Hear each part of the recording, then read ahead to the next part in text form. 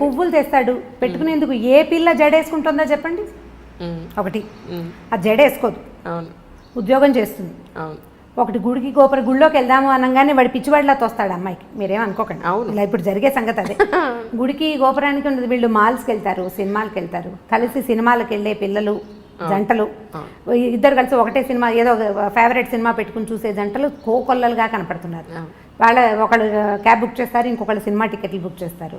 మీకు ప్రేమలు లేవు అని అనుకోవటానికి వీల్లేదు. పైగా ప్రేమ అంటే ఏమిటి? ఇలా మారిపోయిందా? మారలేదా మరి? అంటే ప్రేమ ఆ రూపంలో లేదు, వేరే రూపంలో ఉంది. అంటే మీరు అనుకునే రూపం, మీరు సినిమాటిక్ 80s లో సినిమా కథే చెప్తున్నారు మీరు. మీ క్వశ్చనే 80 క్వశ్చన్.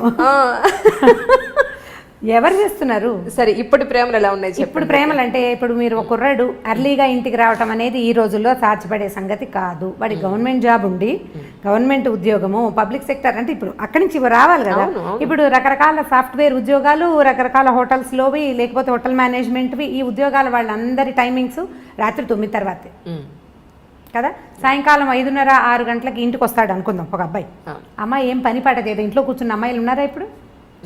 ఏదో ఒక చిన్నదో పొన్నదో ఉద్యోగం చేయాలనుకుంటుంది. అది చచ్చినో దేవుడా అన్నట్టు వస్తుంది. అప్పుడు వీడు చేతులేసి దగ్గర తీసుకుంటానంటే చచ్చి వచ్చాను ఏమిటి నువ్వు చేతులు వేస్తావు అనరు? అంటారా? అనరా? ఖచ్చితంగా అంటారు కదా.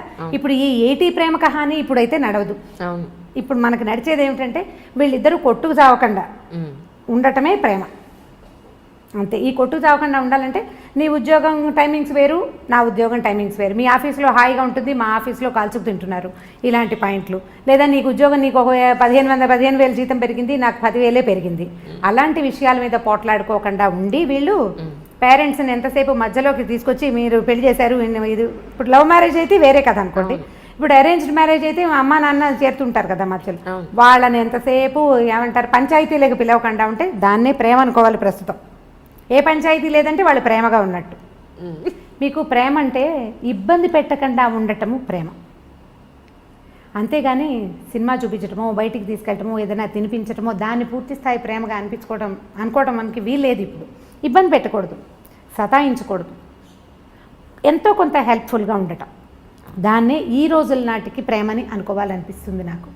ఇప్పుడు అమ్మాయి ఏదో ప్రెగ్నెన్సీ, ఆఫీస్కి వెళ్తుంది, ఎట్లా కష్టపడి వెళ్తుంది, దానికి కొంచెం హెల్ప్ చేయటం, కొంచెం పని చేయటం. ఆ అమ్మాయి వచ్చేసరికి పనులు పేర్చి ఉంచకుండా కొంత పని అయినా చేసి కూర్చోబెట్టి వీడే సరుకులు కొనుక్కొచ్చి అవన్నీ చేయక్కర్లేదు, కొంత హెల్ప్ చేస్తే చాలు. మనం ఎలా తెలుసుకుంటున్నామంటే అడ్వర్టైజ్మెంట్స్లో కూడా అవే కనిపిస్తాయి. అమ్మాయి కాళ్ళు చాపుకొని కూర్చుంటే మొగుడు ఇల్లు వాకిలి తుడుస్తూ కనిపిస్తాడు. అది చూసి వీళ్ళు నువ్వు అలా తుడవట్లేదు అంటే ఎవరు తుడుస్తారు? ఎక్కడైనా జరుగుతుందా అట్లా? ఎక్కడా జరగదు. నువ్వు ఒళ్ళంచకుండా కాళ్ళు చాపు కూర్చుంటే నీకు నార్మల్ డెలివరీ ఎలా అవుతుంది? నువ్వు పిల్లడికి పాలిచ్చి ఎలా పెంచుకుంటావు? నువ్వు 4 పనులు చేసుకుంటేనే బాగుంటుంది. పనులు 4 చేసుకుంటే అన్ని రకాల పనులు చేసి నువ్వు చెయ్యలేని పనికి అతని సహాయం తీసుకోవాలి. చేయగలిగే పనులకి సహాయం తీసుకుని కాళ్ళు చాపు కూర్చోవాలంటే ఏం పద్ధతులు అవి? దాన్ని ప్రేమ అని అనడానికి వీళ్ళేది, ఓవరాక్షన్ అని అంత ఓవరాక్షన్ చేయక్కర్లేదు. ఇబ్బంది పెట్టకుండా ఉండటమే ప్రేమ అని నేను భావిస్తాను. స్టవ్ మీద పాలు పెట్టాం, పాలు పొంగుతున్నాయని హాల్లో నుంచి చెప్పకూడదు. అప్పుడేదో పని చేసుకుంటుంటే మగవాడు వెళ్ళి స్టవ్ ఆపాడండి, అది ప్రేమ.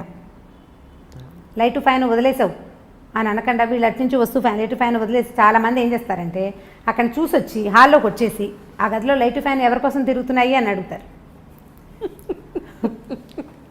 అవును కదా, దాన్ని ప్రేమ అనరు. ఆపేసి ఫ్యాన్ వదిలేసి వస్తున్నావు, కరెంట్ వేస్ట్ అని క్లాస్ తీయచ్చు, దీని ప్రేమ అనిపించుకుంటుంది. కొంచెం క్లాస్ తీసే ప్రేమ పర్వాలేదు, ప్రైవేట్ క్లాసులు తీసే ప్రేమలు కూడా కొన్ని ఉంటాయి. నువ్వు అన్నీ ఇలాగే చేస్తున్నావు ఈ మధ్య అని వాళ్ళు ఆ పని చేసేసి చెప్పడం. ఇప్పుడు ఇది కూడా చేయకుండా ఏమీ చేయకుండా ఉంటే మాత్రం దాన్ని ప్రేమ అంటానికి వీల్లేదు. ఇంత మాత్రం ప్రేమని ఈ రోజుల్లో ఎక్స్పెక్ట్ చేయొచ్చు. అంతేగాని సినిమాటిక్గా సాయంకాలం అయ్యేసరికల్లా వచ్చేసి మనకు పనులు చేసి పెట్టేసి మన బయటికి తీసుకెళ్ళేసి వాడు ఎంత చచ్చిపోతున్నారు, ఇవాళ రేపు ఉద్యోగాల్లో ఎంత స్ట్రగుల్ అవుతున్నారు. ఉద్యోగాల్లో పోటీ, ట్రాఫిక్లో హడావిడి, ఎంత బాధపడుతున్నారో. పైగా ఎంతసేపు నెల తిరిగేసరికి వచ్చేసే ఈఎంఐలు, ఈ లోన్లు, క్రెడిట్ కార్డులు, అవన్నీ మన వెసులుబాటు కోసం ప్రతి వస్తువు పదునైన కత్తే కదా. క్రెడిట్ కార్డు ఎంత సంతోషంగా ఉండేదో కొత్తల్లో. అది కట్టేటప్పుడు రక్తాశ్రువులు వస్తాయి, రక్తకన్నీరే, మనకి దుఃఖం వస్తుంది, బాబోయ్ ఇదంతా కట్టాల్సి వస్తుంది. వాడుకుని గీసేసేటప్పుడు గొప్ప సరదాగా ఉంటుంది.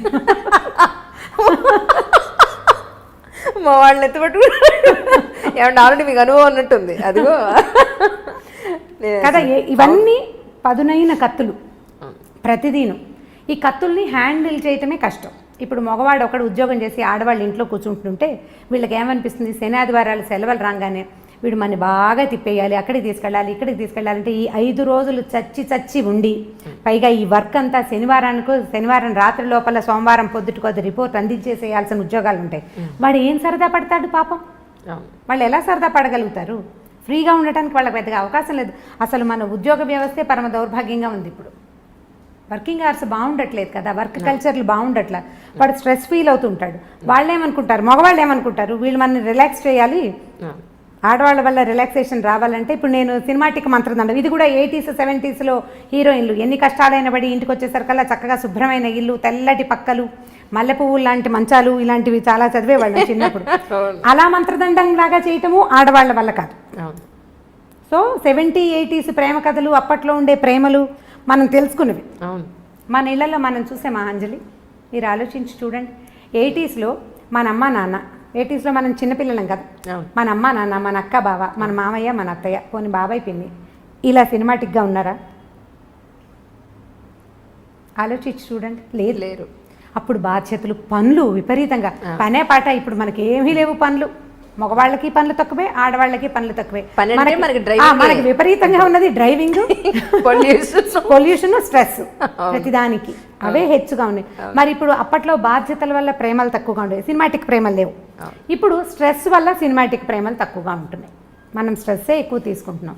ఇప్పుడు శని ఆదివారాలు ఉన్నాయనుకుందాం మన దగ్గర, పోనీ ఒక ఆదివారం ఉంది, దాన్ని సగం చేసుకోవడానికి ట్రై చేయండి. మనం ప్రేమని కొంచెం సినిమాటిక్గా సాధించగలుగుతాం. సగం చేసుకోవడం, పొద్దున పూట బయట తిరిగి, లేదా ఇప్పుడు బఫే బ్రేక్ఫాస్ట్లు అవి కనపడుతుంటాయి ఊళ్ళల్లో, సిటీలోనే, టౌన్స్లో కూడా ఉన్నాయిలేండి. విజయవాడ, గుడివాడ కూడా ఏం తీసుకోలేదు హైదరాబాద్ కంటే. అవి ఆదిలాబాద్లో లేదు కానీ మన నిజామాబాద్ అలాంటి ఊళ్ళల్లో కూడా ఉన్నాయి. పగలు మధ్యాహ్నం దాకా మీరు ఎంజాయ్ చేద్దాం, ఎక్కడికైనా వెళ్దాం, ఎవరింటికైనా వెళ్దాం, గుడికి గోపురానికి వెళ్దాం, సాధ్యమైనంత ప్రేమగా ప్రవర్తించడానికి ట్రై చేసి మధ్యాహ్నం నుంచి మగవాళ్ళని వాళ్ళ వర్క్ వాళ్ళని చేసుకొని ఇస్తే అటే కొట్లాడుకోకుండా మనం కొంత ప్రేమ కథని సాధించగలుగుతాం. ఎంతో కొంత. ఇది కష్టం, చాలా కష్టం అండి, నిజం. పని పూర్తి చేసేసుకోండి, తర్వాత నేను బజార్ వెళ్దాము అని పాతకాలపు హీరోయిన్ల లాగా మనము చెప్పలేకపోతాం. రుసరుసలాడుతూ ధుమధుమలాడుతూ ఉంటాం. వారం నుంచి చూస్తాను, నువ్వు ఎప్పుడు పని పెట్టుకుంటావు, దిక్కుమాలిన ఆఫీసు. అయితే అదే దిక్కుమాలిన ఆఫీసు మనకి అన్నాన్ని, పువ్వుల్ని, వీటిని ఇస్తుందని మనం అనేటప్పుడు మనకు గుర్తురాదు. న్యాచురల్ కదా. నేను చెప్పలేదా, నోరు పదునుగా ఉంటుందని, నాలిక బహుపదునైనది. అది ఏమంటుందో దానికే తెలియదు ఒక్కొక్కసారి. ఏమంటున్నామో మనకు అర్థం కాదు కదా, ఉద్వేగం వచ్చేస్తుంటుంది లోపల నుంచి. ఆ వచ్చే ఇరిటేషన్ తోటి మనం ఏదో ఒకటి మాట్లాడతాం. అవన్నీ రేపొద్దున ఆయుధాలుగా మన మీదే సంధించబడతాయి. నువ్వే మానేమన్నా ఉద్యోగం అంటే, వెధ ఉద్యోగం మానేసేయి అన్నా అనుకోండి, ఉద్యోగం సీరియస్గా జాబ్ మానేస్తే అప్పటి నుంచి రోజు బెంగగానే ఉంటుంది, ఎప్పుడు మంచి ఉద్యోగం వస్తుందో అన్న టెన్షన్ కదా. సో ఇది అంత ప్రేమను సాధించలేము మనం. కొద్దిగా ఆలోచించి ఈ రోజులకు సరిపడా పువ్వులు అవి ఎక్స్పెక్ట్ చేయకూడదు. హిందీ సీరియల్స్ మీరు చూసారో లేదో, మేము ఆ మధ్య బాగా చూస్తుండేవాళ్ళం. మా పని మనిషికి చాలా ఇంట్రెస్ట్, అది రాగానే సీరియల్ పెట్టంటుండే, అది చాలా బాగుందని. వాడు ఇంటికి రాగానే కుర్రాడు గులాబీ పువ్వు పట్టుకొచ్చిస్తాడు. రోజు ఏం చేస్తారు, మా వారు అంటాడు చెవులో పెట్టుకోమంటున్నాడు. ప్రతిరోజు ఒక గులాబీ మొగ్గ పట్టుకొచ్చి ఇస్తుంటాడు. అంటే బయట నుంచి వచ్చేటప్పుడు పువ్వులు పట్టుకొచ్చి ఇవ్వటం, ఆవిడని శాంతింప చేయాలంటే పువ్వులు పట్టుకొచ్చి ఇవ్వాలి. మా పని మనిషి అడిగేది, అమ్మ మనం ఒక మూర కొంటే సరిపోతుంది, ఈ బంచి ఏ 100 రూపాయలు ఉంటుంది, మూర 10 రూపాయలకి వస్తుంది. తమిళ సినిమాల్లో కనిపిస్తాయి పువ్వులు పట్టుకొచ్చి ఇస్తూ ఉండటం. ఇవాళ రేపు మన సినిమాల్లో చాలా తగ్గిపోయినాయండి సినిమాటిక్ వేషాలు. సినిమా వాళ్ళు కూడా ఇవాళ రేపు వేయటం మనం ఎందుకు మానేశారు. మీరు ఆలోచించండి, నాకు అస్సలు గుర్తులేదు. నేను బాగా ఆలోచిస్తాను. నేను మా చిన్నక్కయ్య దగ్గర ఉండేదాన్ని.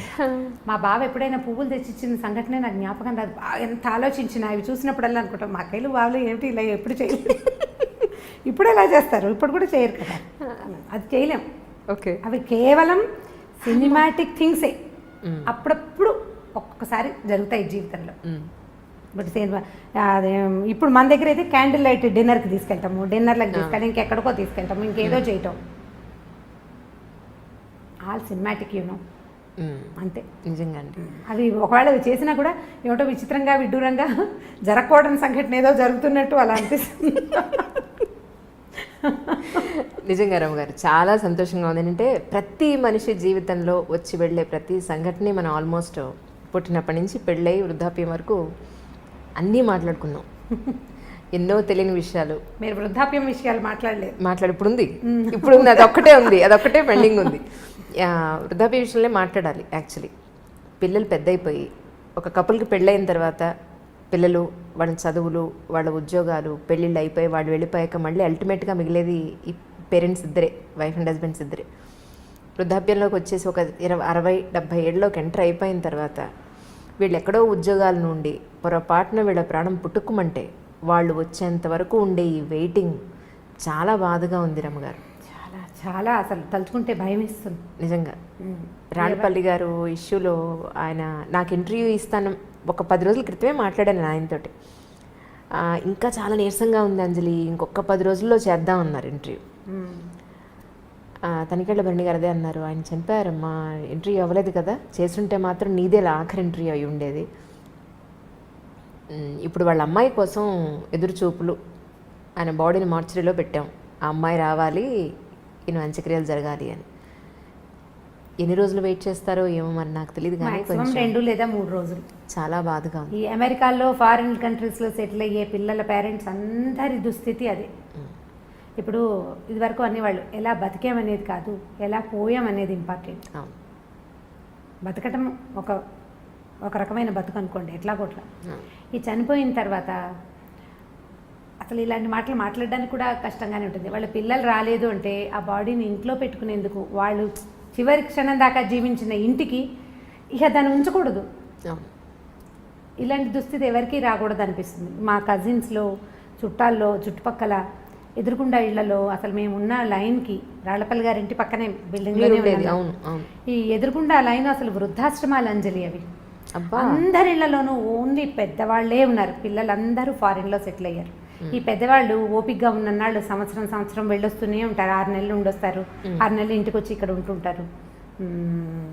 ప్రతి సంవత్సరం లేదా 2 ఏళ్ళు ఉండిపోయి మధ్యలో ఎప్పుడో ఇక్కడికి వచ్చినప్పుడు వీళ్ళల్లో ఒకళ్ళు పోతే రెండో వాళ్ళ పరిస్థితి వర్ణనాతీతం. వీళ్ళు ఏం చేయాలో తెలీదు, ఇక్కడ ఎవ్వరు ఉండరు, ఏ ఆసరా ఉండదు. ఇలాంటప్పుడే కదా మోరల్ సపోర్టు, పిల్లల సపోర్టు కావాలి. ఒంటరిగా దిక్కులేని పక్షుల్లాగా అయిపోతారు. వాళ్ళు వచ్చేదాకా ఈ బాడీ, ఈ శరీరాన్ని ఇంట్లో ఉంచలేం కదా, ఉంచే అవకాశం లేదు. అసలు మార్చురీలు ఎందుకున్నాయిరా అనిపిస్తే ఇలాంటి దానికోసం ఉన్నట్టు అనిపిస్తుంది. వీళ్ళని అక్కడ ఉంచటం ఈ 2వ రోజుకే సాయంకాలానికే అవసరం మారిపోతుంది కదా మన పరిస్థితి. ఈ మారిపోయే పరిస్థితిని అవాయిడ్ చేయడానికి అక్కడెక్కడో పెడితే కనీసం పోయినప్పుడు ఒక ఇద్దరు వాళ్ళ పక్కన కూర్చొని ఏడ్చే పరిస్థితి కూడా లేదు కదా, అది కూడా లేదు. వీళ్ళు ఇంట్లో ఉండిపోతారు. కానీ వీళ్ళు ఏడిస్తే వీళ్ళని ఓదార్చడానికి కూడా ఎవరు మనుషులు లేరు, పిల్లలు లేరు, ఎవరో వస్తారు చుట్టాల పక్కల ఉన్నవాళ్ళు. మా ఎదురింట్లో చూశాను నేను ఇలాంటిదే.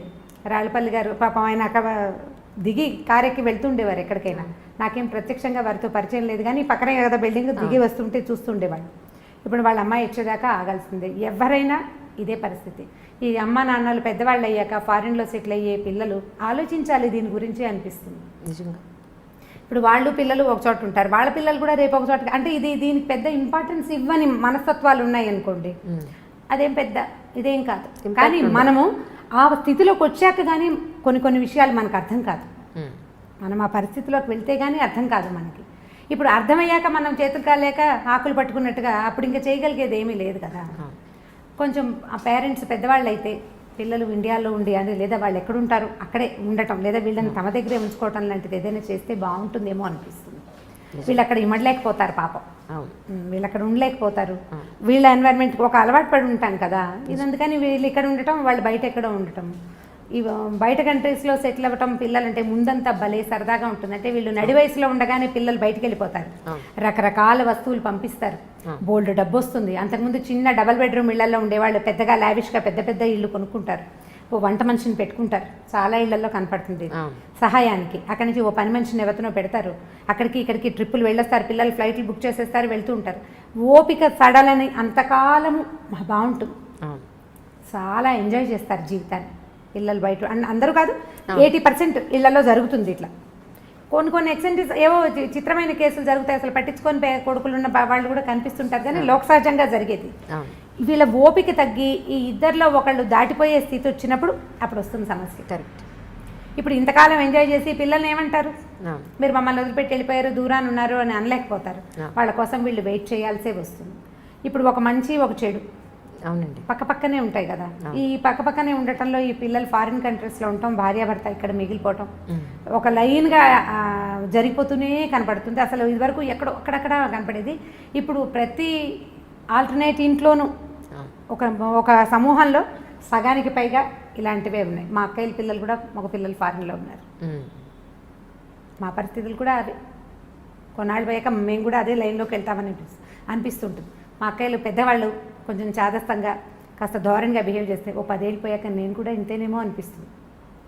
10 ఏళ్ళు అలాగే అవుతాం కదా. ఇప్పుడు మీరు పై వాళ్ళని చూసే అవకాశం లేకపోతే చాలా నేర్చుకోలేము అంజలి. మనం మన ముందు తరాన్ని ఫ్రీక్వెంట్గా చూసే అవకాశం ఉంటే మనం జీవితాన్ని చాలా తెలుసుకోగలుగుతాం, చాలా నేర్చుకుంటాం, ఎక్కువ తెలుస్తుంది. ఇప్పుడు నాకు ఎక్కువ తెలియటానికి కారణం నా ముందున్న తరాలన్నీ నాకు క్లోజ్గా ఉండటమే. నాకు అదొక అదృష్టమే. ఇందులో ఒక చిన్న మైనస్ పాయింట్ ఏంటంటే వాళ్ళ వృద్ధాప్యాన్ని చూస్తూ 10 ఏళ్ల తర్వాత నేను కూడా ఇంతేనని నాకు రోజు గుర్తు వస్తూ ఉంటుంది అన్నమాట. నాకు తెలుస్తూ ఉంటుంది, ఓ 10 ఏళ్ల తర్వాత, ఒక 15 ఏళ్ల తర్వాత నేను కూడా ఇలాగే అవుతాను, నేను ఇంతకే వెళ్తాను, ఇందులోకే వెళ్తాను. మామూలు జనాలకు ఆ అవకాశం ఉండదు, పెద్దగా తెలుసుకోరు, సరదాగా తిరిగేస్తూ ఉంటారు. ఎవరన్నా పెద్దవాళ్ళు కనిపిస్తే వాళ్ళు సీనియర్ సిటిజన్స్గా తోస్తారు. నాకు సీనియర్ సిటిజన్స్ అనిపించదు, మాకు అక్కయ్య లాగానే తోస్తారు, అదే అలవాటు కదా.